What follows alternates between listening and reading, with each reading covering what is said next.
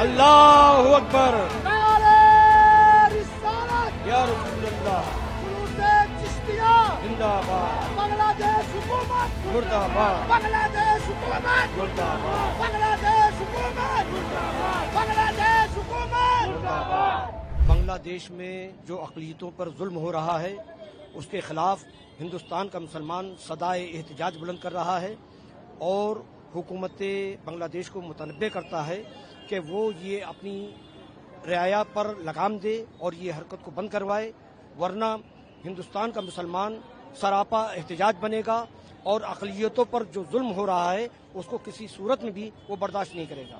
सरकार जो है लगातार बातचीत कर रही है। इसके पहले हमने देखा कि मुस्लिम जो बांग्लादेश है वहाँ पर कई महीनों से या कई दिनों से जो है अत्याचार किया जा रहा है। सरकार काफी आक्रामक है, बातचीत शुरू है। ऐसे में क्या कुछ संदेशा देना चाहेंगे? हम यही कहेंगे कि बांग्लादेश हुकूमत अपनी रियाया को लगाम दे और इस किस्म की हरकत न हो, इसकी गारंटी दे कि हम वहाँ पर किसी भी अक़लियत की मॉब लिंचिंग या उनको परेशान करना, सताना, इस किस्म की कोई हरकत हम नहीं करेंगे। ये हुकूमत को चाहिए कि वो अपनी रियाया को लगाम दे, वरना फिर हिंदुस्तान का मुसलमान बांग्लादेश के खिलाफ सदा एहतजाज बहुत सख्ती के साथ बुलंद करेगा। आने वाले दिनों में अगर यही जो हिंसा है वो बांग्लादेश में शुरू रही तब की क्या भूमिका रहेगी? सरकार से कैसे कुछ बातचीत करेंगे? देखिए, अगर उसने लगाम नहीं दिया और ये मामला बढ़ते रहे तो न सिर्फ हिंदुस्तान बल्कि पूरे मुल्क का, पूरी दुनिया का मुसलमान जो है बांग्लादेश के खिलाफ उठेगा, इसलिए कि जुल्म इस्लाम नहीं सिखाता। इस्लाम अमन का नाम है, इंसाफ का नाम है। इंसाफ का बोलबाला होना चाहिए, न कि जुल्म का। ये बहुत शेमफुल है। इस्लाम, मुसलमान इस तरह का काम करें तो हमारी नज़रें झुकती हैं और इसको जितना कंडम किया जाए वो कम है। एक तो किसी इंसान को मारने का अधिकार किसी सभ्य समाज में नहीं होना चाहिए। किसी ने कितना भी गलत काम किया हो उसको सजा देने का प्रोसेस होता है, वो प्रोसेस से हो। फिर करने वाले मुसलमान हों और जिसके साथ किया जा रहा है वो कोई नॉन मुस्लिम हो तो ये इसका जुर्म और बढ़ जाता है। तो हम इसकी सख्ती से मजम्मत करते हैं और ये कहना चाहते हैं बांग्लादेश के लोगों से कि उनको उनके यहाँ, उनके इंतज़ाम में, उनके मुल्क में ये तो बहुत बड़ी बात है। किसी का मारा जाना, किसी के साथ ह्यूमिलिएशन भी हो तो ये इस्लाम तो इसकी इजाज़त नहीं देता। किसी कीमत पर इस्लाम इजाज़त नहीं देता है। तो इसकी जितनी मजम्मत करी जाए, जितना इसको कंडम किया जाए वो कम है। कुछ दिनों से जो कट्टरवादिता है वो लगातार बढ़ती जा रही है। हाँ, ये दुर्भाग्यपूर्ण है कि इस पूरे सब कॉन्टिनेंट में सब जगहों पर कट्टरवाद बढ़ रहा है और इसको कर्ब किया जाना चाहिए, इसको काउंटर किया जाना चाहिए इस रीजन को और दुनिया को। दुनिया का हाल भी ऐसे ही हो गया है तो यकीनन बढ़ रहा है और उसको काउंटर किया जाना चाहिए, उसको कम किया जाना चाहिए, उसको ठीक किया जाना चाहिए। तो ये तो ज़रूरी चीज़ है बिल्कुल, और बढ़ रहा है बिल्कुल। वाक़यात हो रहे हैं जिसमें दीपू चंद्र दास को मारकर आग लगा दी गई, फिर अमृत मुंडाल को जान से मार दिया गया। बांग्लादेश में 20 मिलियन नॉन मुस्लिम माइनॉरिटीज़ रहते हैं, तो ये बहुत ज़रूरी है कि बांग्लादेश के जनाब यूनुस साहब इन नॉन माइनॉरिटीज़ की हिफाजत करें। और बांग्लादेश में एक पॉपुलर रेवोल्यूशन आया है और बांग्लादेश की स्टेबिलिटी भारत की सिक्योरिटी के लिए बहुत ज़रूरी है, ख़ास तौर से नॉर्थ ईस्ट के लिए। तो जहाँ पर हम दीपू चंद्र दास की हत्या और उसके जलाने की हम पुरजोर अल्फाज में उसकी मजम्मत करते हैं, कंडेम करते हैं, हम उम्मीद करते हैं कि भारत सरकार भी बांग्लादेश से और भारत सरकार के हमारे देश में ताल्लुकात और ख़राब नहीं होंगे बल्कि अच्छे होंगे, क्योंकि बांग्लादेश की स्टेबिलिटी भारत के लिए बहुत ज़रूरी है। तो उम्मीद करते हैं, बस साथ ही साथ हमको ये भी समझना ज़रूरी है कि हमारे देश में वेस्ट बंगाल के एक लेबर को जिसका नाम जोएल शेख था, उड़ीसा के संबलपुर में उसको बांग्लादेशी कहकर मार दिया गया। त्रिपुरा के एक MBA स्टूडेंट को, जो ट्राइबल लड़का है एंजल चकमा, उसके चेहरे को देखकर उस पर तंज करके उसको मारा और पीटा गया, उसकी मौत हो गई, जो त्रिपुरा का एक ट्राइबल है।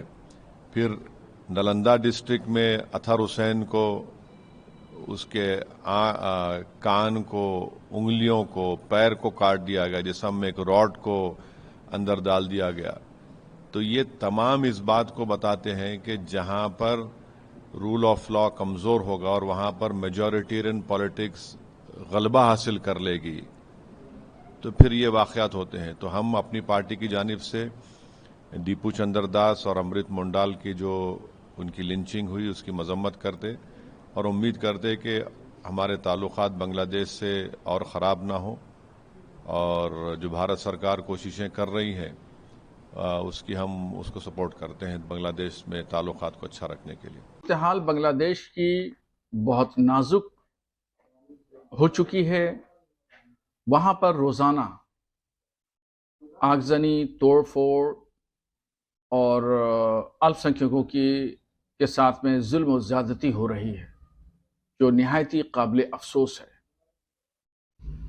दरअसल शेख हसीना का तख्ता पलटने के बाद कट्टरपंथी विचारधारा के लोगों ने पाकिस्तान की खुफिया एजेंसी के साथ में सांठगांठ करके बांग्लादेश में अल्पसंख्यकों के साथ में इस तरह का गलत व्यवहार शुरू कर दिया। जब तक शेख हसीना थी तो वहां पर अल्पसंख्यक सुरक्षित थे, और उनके हटने के बाद वहां पर अल्पसंख्यक अब सुरक्षित नहीं हैं। रोजाना की घटनाएं भारत के मुसलमानों को चिंतित कर रही हैं, और भारत में कुछ राजनेता, सियासतदान ये कह रहे हैं कि भारत में मॉब लिंचिंग और बांग्लादेश की मॉब लिंचिंग में कोई फर्क नहीं है, और दोनों को एक साथ जोड़ रहे हैं। मैं उनको बताना चाहता हूं कि ये इस तरह की बातें इंसानियत के खिलाफ हैं, मानवता की दुश्मन है। इस्लाम का स्पष्ट नजरिया है कि एक इंसान का कत्ल पूरी इंसानियत का कत्ल है। दीपू दास का कत्ल सिर्फ एक व्यक्ति का कत्ल नहीं है, बल्कि वो पूरी इंसानियत का कत्ल है। मैं तमाम भारत के मुसलमानों से अपील करना चाहता हूं कि अगर हिंदू हजरात भारत के सड़कों पर उतरते हैं, धरना प्रदर्शन जुलूस निकालते हैं, तो मुसलमान भी बढ़ चढ़ करके सड़कों पर उतरें, हिंदू भाई हजरात का साथ दें, कांधे से कांधा, शाने से शाना मिला करके साथ में खड़े रहें। इसलिए कि यही इंसानियत है, यही मानवता है, और यही इस्लाम की शिक्षा और उसकी तालीमात हैं कि आज अल्पसंख्यक बांग्लादेश में सुरक्षित नहीं हैं, परेशानियों और मुश्किलात का शिकार हैं।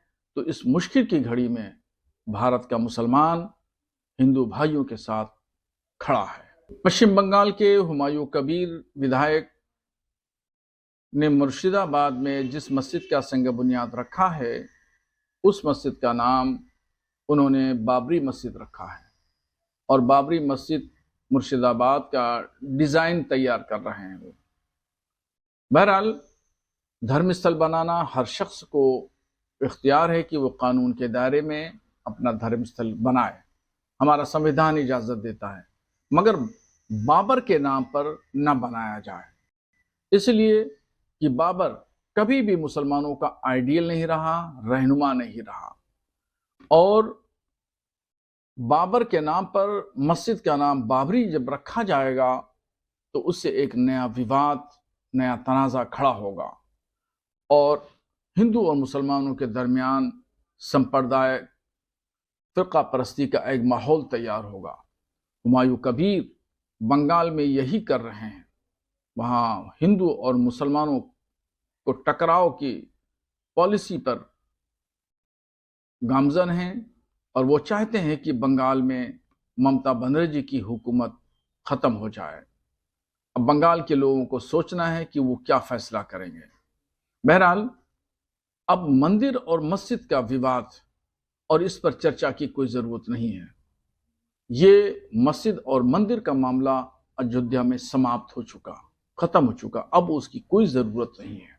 सुप्रीम कोर्ट के फैसले के बाद अब कोई मतलब नहीं बनता कि उस पर चर्चा की जाए। मस्जिद और मंदिर के मुद्दे से उठ करके तरक्की और कामयाबी की तरफ देखना चाहिए, एजुकेशन, जन कल्याण के काम करना चाहिए, और अब मस्जिद और मंदिर का चैप्टर क्लोज कर देना चाहिए।